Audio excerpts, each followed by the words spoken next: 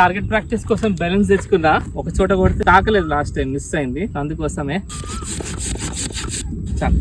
So ఇప్పుడు నీళ్ళలో వేస్తా, లేకపోతే ఎక్కడైనా హ్యాంగ్ చేస్తా, దూరంకి వెళ్ళి కొట్టి చూద్దాం పగలు కొడుతున్నాం లేదో. టార్గెట్ ప్రాక్టీస్ చేస్తున్నా.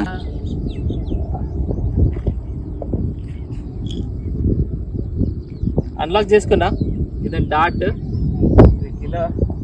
అరే అటు పోతున్నా.